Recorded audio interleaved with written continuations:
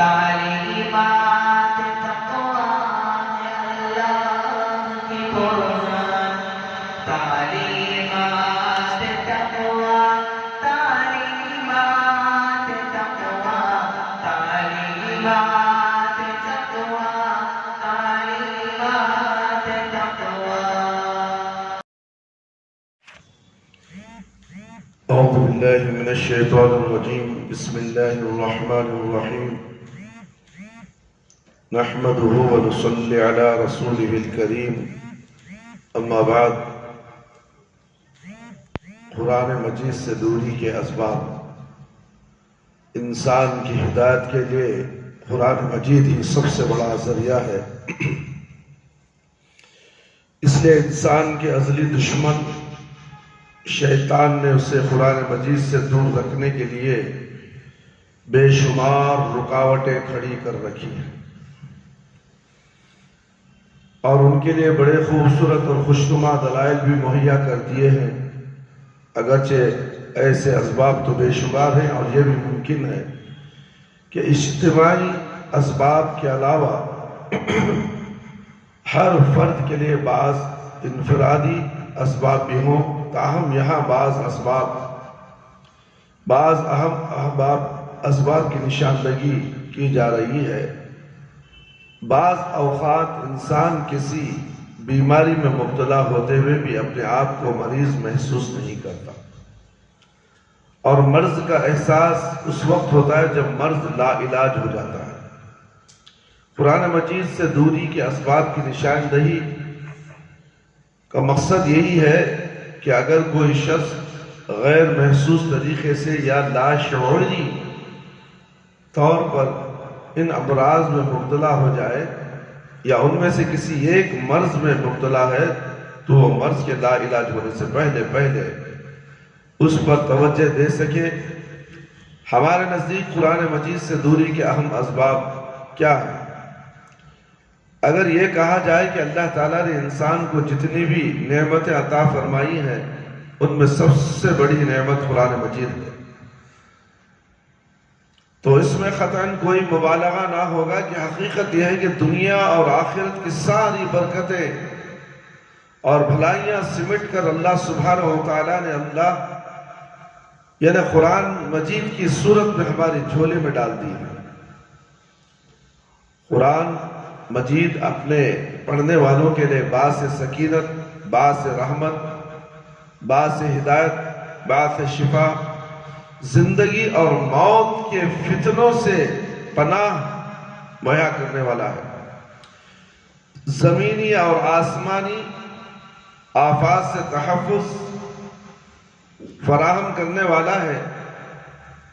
انسانی زندگی کی کون سی حاجت اور مشکل ایسی ہے جس کا حل قرآن مجید نے پیش نہ کیا؟ کون سا درد ایسا ہے جس کا درد ماں نہ بتایا ہو؟ کون سا روگ ایسا ہے جس کا علاج نہ بتایا ہو؟ کون سا سوال ایسا ہے جس کا جواب نہ دیا ہو؟ اس دنیا کے بعد عالم برزخ میں بھی قرآن مجید اہل ایمان کے لیے باعث رحمت اور باعث نجات ہوگا۔ برزخ کے بعد آخرت میں بھی قرآن مجید اہل ایمان کے لیے باعث شفاعت، بلندی، درجات، باعث عز و افتخار ہوگا۔ انسان اپنی آخری منزل تک پہنچنے سے پہلے قدم پر جتنا قرآن مجید کا محتاج ہے، اتنا کسی دوسری چیز کا محتاج نہیں۔ لیکن افسوس ناک بات یہ ہے کہ مسلمانوں کی کم و بیش 90% اکثریت قرآن مجید کے فضائل سے نا آشنا ہے۔ عوام الناس کے ذہنوں میں قرآن مجید کا تصور بس اس حد تک ہے کہ یہ ہماری مقدس کتاب ہے، جسے چھونے سے قبل وضو کرنا واجب ہے، پکڑتے ہی اسے چومنا اور آنکھوں سے لگانا ضروری ہے، ریشم کے خوبصورت جوزدان میں خوشبو لگا کر کسی اونچی جگہ رکھنا لازمی ہے، شادی بیاہ کے موقع پر بیٹیوں کو ہدیہ دینا، گھر سے رخصت کرتے ہوئے بیٹیوں کو اس کے سائے سے گزارنا، لڑائی جھگڑے کے موقع پر قسم اور گواہی کے لیے استعمال کرنا، جنات دور کرنے کے لیے اس کی صورتوں کا عمل کرنا، حصول شفا کے لیے اس کی تعویذ بنانا، ضرورت پڑنے پر اس سے فال نکالنا، ایصال ثواب کے لیے قرآن خوانی کرنا ہی اس کے اصل مقاصد ہیں جن کے لیے قرآن مجید نازل کیا گیا۔ اللہ تعالیٰ نے انسان کی فطرت اور مزاج میں ایک بات رکھی ہے، جس چیز کی وہ قدر و قیمت جانتا ہے اس کے حصول کے تن من دھن کی بازی لگا دیتا ہے۔ ایک ان پڑھ کاشتکار جانتا ہے کہ بہترین فصل اس کے بہترین مستقبل کی ضامن ہے، لہذا وہ شدید سردی ہو راتوں میں اٹھ کر اپنے کھیتوں میں کام کرتا ہے، راتوں میں اپنے کھیتوں میں کام کرتا ہے، گرمی کی چلچلاتی دھوپ میں بھی اپنی جان ہلکان کرتا ہے۔ اسی طرح تاجر کو معلوم ہوتا ہے کہ تجارت سے حاصل ہونے والا نفع اس کے لیے کتنی قدر و قیمت رکھتا ہے، لہذا وہ روزانہ مسلسل بار بار 14 گھنٹے اپنی تجارت کی نظر کر دیتا ہے۔ طالب علم کو معلوم ہونا ہے کہ انجینئرنگ یا ڈاکٹری کی ڈگری کی کیا قدر و قیمت ہے، اس لیے ہر ذہین طالب علم ڈاکٹر یا انجینئر بننے کی کوشش کرتا ہے۔ بعض اوقات والدین کا سایہ سر سے اڑ جانے کے باوجود یا وسائل کی کمی کے باوجود عقل مند طلبہ محنت اور مزدوری کر کے بھی ڈگری حاصل کرنے کے لیے دن رات ایک کر دیتے ہیں۔ کاشتکار، صنعتکار یا طالب علم اپنے کام میں اپنی جان اس لیے کھپا دیتے ہیں کہ اس کام سے حاصل ہونے والے نتائج و فوائد سے وہ پوری طرح آگاہ ہوتے ہیں۔ قرآن مجید سے ہماری غفلت، ہماری بے پرواہی کا ایک بنیادی سبب یہ ہے کہ ہم اس کی تلاوت، تحفیظ، تعلیم و تدریس، فوائد و فضائل سے آگاہ نہیں۔ قرآن مجید سے ہمارا معاملہ اس آدمی جیسا ہے جو ہیرو اور جواہرات تلاش میں ساری دنیا کی خاک چھانتا پھرتا رہا ہو، جبکہ ہیرے جواہرات کا خزانہ اس کے گھر میں موجود ہے۔ قرآن کو ہیرے جواہرات سے بھی زیادہ آگے دی گئی ہے، مگر ہیرے جواہرات کو ڈھونڈنے کے لیے باہر جا رہا، مگر گھر میں کاش ہم جان سکیں اللہ تعالیٰ نے قرآن مجید عطا فرما کر ہم پر کتنا بڑا احسان کیا ہے۔ کاش ہم جان سکیں کہ قرآن مجید سے غفلت برت کر ہم اپنے آپ پر کتنا بڑا ظلم کر رہے ہیں۔ جو لوگ آج آنکھوں سے غفلت کی پٹی نہیں اتاریں گے، یقیناً وہ قیامت کے روز حسرتوں یاد سے اپنے ہاتھوں کو ملتے ہوئے کہیں گے سبحان ربنا انا کنا ظالمین، پاک ہے ہمارا رب، بے شک ہم ہی خطا کار ہیں، ہم ہی ظالم ہیں۔ سورۃ القلم آیت نمبر 20 بتاؤ۔ پیدائش کے وقت بچہ ذہن ایک سفید کاغذ کی طرح ہوتا ہے، والدین اس پر جو نقش نگار بنا دے اس کے اثر عمر بھر بچے کے ذہن پر موجود رہتے ہیں۔ کہا جاتا ہے العلم فی الصغر کنقش فی الحجر، یعنی بچپن میں سیکھا ہوا علم پتھر پر نشان کے معنی ہوتا ہے۔ بچپن میں جو پڑھ لیتے ہیں وہ پتھر کے نشان کے معنی۔ رسول اللہ صلی اللہ علیہ وسلم کا ارشاد گرامی ہے ہر بچہ فطرت اسلام پر پیدا ہوتا ہے، پھر اس کے والدین اسے یہودی، عیسائی، مجوسی، مشرک بنا دیتے ہیں۔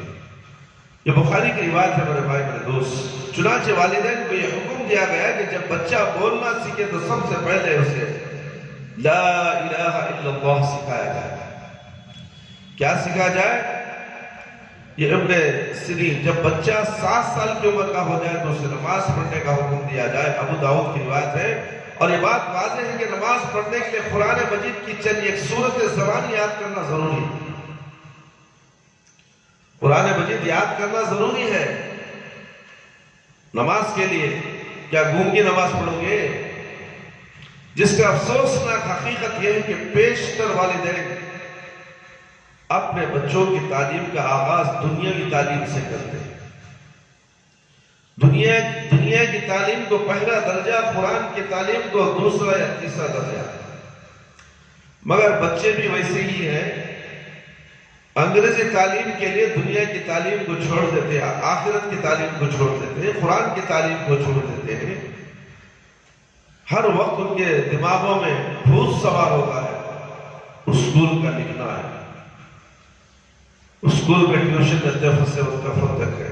یعنی کہ دن سارا دنیا کی تعلیم میں لگا دیں گے، قرآن کے لیے تھوڑا سا شرم آنی چاہیے لوگوں کو. وہ بچے کو بھی شرم نہیں آتے. گدھے 7 اور مدرسے میں جو پڑھا رہے ہیں وہ بس نہیں ہے تجھے ایکسٹرا بھی تعلیم ہونا. یہ سب دھندا بنا لیا ٹیچر سے نا، ٹیوشن کے بغیر اس کے دماغ میں گھستا نہیں.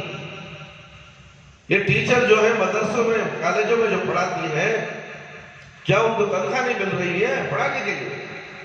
تو پھر وہاں کیوں نہیں سمجھاتے اس بچے کو؟ پھر کلاس کے بعد 5 بجے تک کا ٹیوشن، وہ کیا پیشنٹ ٹیوشن ہو؟ یہ سب کمانے کے دھندے بنائے. اور بچہ بھی اس کے بہانے کن ذہن ہو جاتا ہے، کلاس میں کھیلتے رہتا ہے، باتیں کرتے رہتا ہے. کیوں؟ ٹیوشن میں پڑھنے کے، ٹیوشن میں پڑھنے کے وقت برباد ہو رہا ہے، زندگی کم ہوتے جا رہی ہے، عمر بڑھتی جا رہی ہے. جب پختہ ہو جائے گا تو قرآن سے دین سے کوئی سروکار نہیں. اب وہ کمانے میں لگے گا، فیشن میں آ جائے گا، اس کے بعد شادی ہوگی، اس کے بعد مصروفیت زیادہ ہو جائے گی. نماز پڑھے گا یا نہیں پڑھے گا؟ جو قرآن سے واقف نہیں، دین سے واقف نہیں، احادیث سے واقف نہیں ہے، تو اس کے بعد دنیا حاصل کرنے کے بعد اسے قرآن اور حدیث کی ضرورت نہیں. صرف دنیا، اسی حالت میں اس کی موت ہو جائے گی. غلطی کہاں سے ہو رہی ہے؟ انگریزی اسکولوں سے ہو رہی ہے. انگریزی اسکولوں میں تمہیں تمہاری مادری زبان کی پڑھی جو ہے، تمہارا دین کی پڑھی، وہ تمہیں کیسا دن کر جائے ہمارے نہیں معلوم. ہمارے پاس جو پڑھنا جیسا پڑھنا ایسا پڑھنا ہے، نہیں رہا تو جاؤ نکال دو. اتنا خوف کہ کالج سے مجھے نکال دیا جائے گا، مطلب اسکول سے مجھے نکال دیا جائے گا. تو وہاں کے احکامات کو باقاعدہ پابندی کے ساتھ عمل کرتے ہیں، اور مسجد میں جو مدرسہ ہوگا اسے پیر کی جوتی سمجھتے ہیں. پڑھیا تو پڑھ تو، نہیں تو جا تو، حضرت کو کیا ہے، میں نہیں پڑھی، جا بھئی، حضرت کو کیا ہے، جہنم کو جانا تیار کر لے. تو جہنم کو جانا چاہے تو حضرت کہاں تک پکڑیں گے تجھے؟ ایک بار 2 بار سمجھا دیں، بار بار نہیں. انگریز اسکولہ میں تھے، فجر کی نماز پڑھتے، اب اسکولہ کھل کے بہانا ہوا ہے، اسکول کو جانا حضرت، اسکول کو جانا حضرت. فجر تو اسکول ہے، 5 بجے اسکول ہے.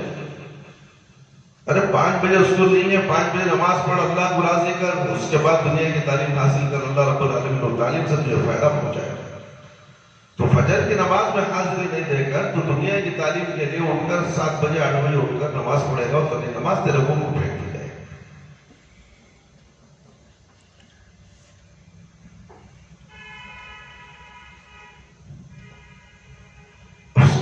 افسوسناک ہے. نماز پڑھنے کے لیے قرآن مجید کی چند سورت زبانی یاد کرنا ضروری ہے. مطلب یہ ہے کہ 7 سال کی عمر سے پہلے بچے کو قرآن مجید کی تعلیم دلوانی ضروری ہے. لیکن افسوسناک حقیقت ہے کہ بیشتر والدین اپنے بچوں کی تعلیم کا آغاز دنیاوی تعلیم سے کرتے ہیں. معیاری اسکول تلاش کر، اچھی سے اچھی، بھاری سے بھاری اسکول، اچھا لباس، اچھا کھانا پینا، اچھا رہن سہن مہیا کرتے ہیں. بچوں کے ہر طرح کے ناز و نخرے دیکھتے ہیں، پیسہ پانی کی طرح بہاتے ہیں، اور خود ہر طرح کی تکلیف اور مصیبت برداشت کرتے ہیں تاکہ بچہ اچھی سے اچھی تعلیم حاصل کر کے کسی اونچے اور اعلیٰ منصب پر فائز ہو اور آرام اور سکون کی زندگی بسر کر سکے. لیکن قرآن تعلیم کے لیے والدین سر سے کوئی فکر ہی نہیں کرتے. سرے سے کوئی فکر ہی نہیں کرتے قرآن تعلیم کے لیے پیسہ خرچنا بھی بہت سخت گرا گزرتا نہیں گزرتا ویزا کے واسطے کتنے دن سے بول لگا تعلیم معمولی قرآن اور اردو کی تعلیم احادیث اور سورہ وغیرہ سکھاتے ہیں ہم، وہ تعلیم کے لیے صرف 200 روپے، کوئی حقیقت نہیں۔ ایک دن میں 200 روپے کے بیڑی سگریٹ پی کر پھینک دیتا ہے، ایک دن میں پھینک دیتا ہے۔ مہینہ بھر وہ استاد کے لیے قرآن کی تعلیم کے لیے 200 روپے مقرر تو وہ بھی دینے تیار نہیں، اس کے لیے 10 دن انتظار کرنا،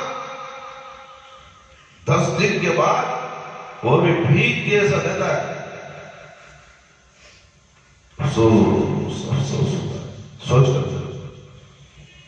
کالج کو پہلے فیس دیتا تھا ایڈوانس 6 مہینے کا کر لیتے، 6 مہینے ہونے سے پہلے 1 مہینہ پہلے نوٹس چلے تھے، ایگزام میں نہیں بٹھا رہی، مٹھی پھنکتا ہے پیاس کو لیتا لے جا کے دیتا تھا، یہ تو بچے کی تعلیم چلے تھے بھی۔ افسوس ہوتا ہے میرے بھائی میرے دوست، دنیا کی تعلیم کے لیے پیسہ پانی کی طرح بہاتے، خود ہر طرح کی تکلیف اور مصیبت برداشت کرتے ہیں تاکہ بچہ اچھی سے اچھی تعلیم حاصل کرے، لیکن قرآن تعلیم کے لیے والدین سر سے کوئی فکر نہیں کرتے۔ قرآن تعلیم کے لیے پیسہ خرچ کرنا بھی سخت گرا گزرتا ہے، اس کے لیے کسی قسم کی کوئی تکلیف برداشت کرنا تو محال است و جنون است والی بات ہے۔ یوں بیش کر والدین خود اپنی اولاد کی دینی تعلیم سے محرومی کا باعث بنتے ہیں۔ غور فرمائیے میرے بھائی میرے دوست اور خواتین اسلام، میری پیاری ماں اور بہنوں، کیا یہ ایک مسلمہ حقیقت نہیں کہ قرآن تعلیم سے محروم اولاد نہ صرف یہ کہ اپنے والدین کی خدمتگار اور وفادار ثابت نہیں ہوتی، جو بچہ قرآن اور حدیث کی تعلیم نہیں حاصل کرتا وہ اپنے ماں باپ کا نہیں ہوتا، ان کی خدمت بھی نہیں کرے گا،